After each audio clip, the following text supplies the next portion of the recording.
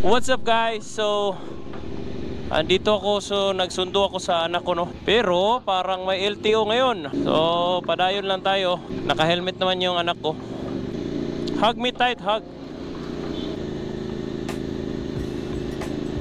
Yan, may ticket siya, walang helmet. Tayo pasado lang. Hinay-hinay tayo.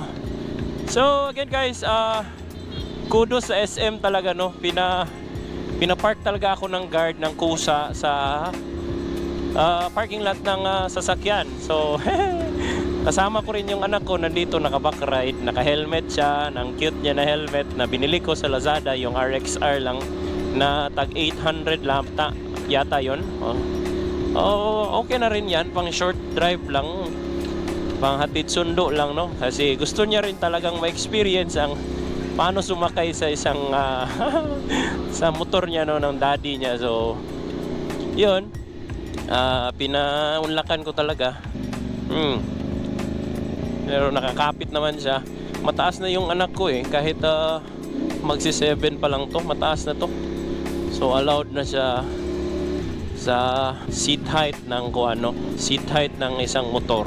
Basta nakakaapak siya sa foot pegs ng motor, di ba? So pwede na rin, pwede na yan, okay? Hold tight anak, hold tight. We're going to the twisties. Ala, babangkingin ko yung anak ko.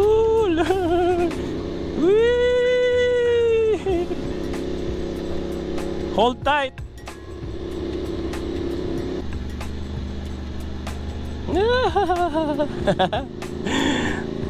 Nakapasa pa rin ako kahit may LTO checkpoint.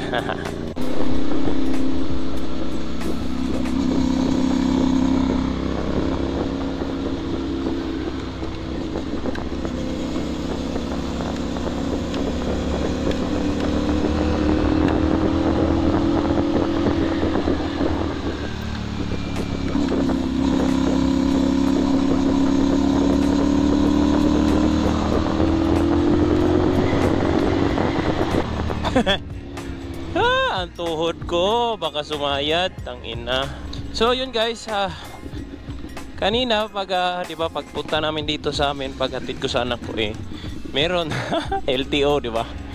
So hindi po ako concerned dun sa aking loud pipe o kung ano man yang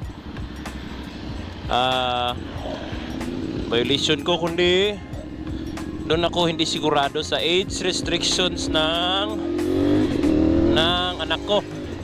Baka meron pero yung alam ko yung height lang yung height lang yung dapat naka-implanta nung yung dalawang paa niya sa sa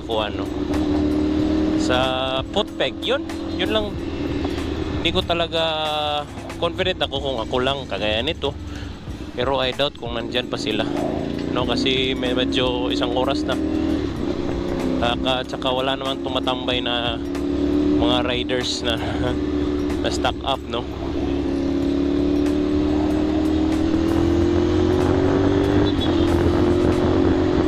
Yun, dito sila kanina So ayun guys, may distinguished treatment talaga pag big bike na yung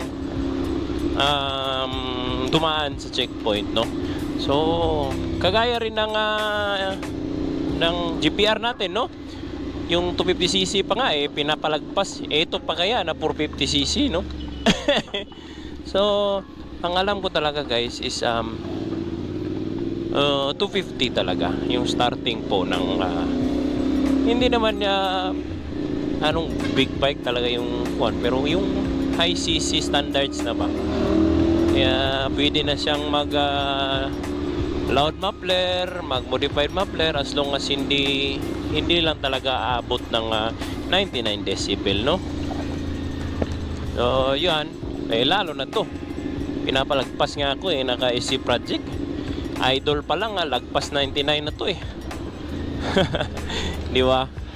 So lalong lalo na pag ni-rev ko to ng 2,500 to 3,000, sobra na talaga ng So next guys, anong gusto nyo? Sound test ko to ng ating decibel meter. Kasi meron natin, di ba? Hindi pa natin yun na-try. So i-try natin. Unfortunately hindi ko dinala sa bag kasi dagdag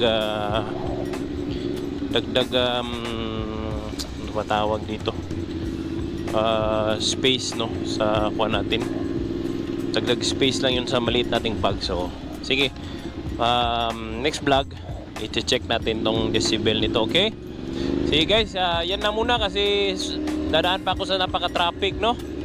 Shish, nako.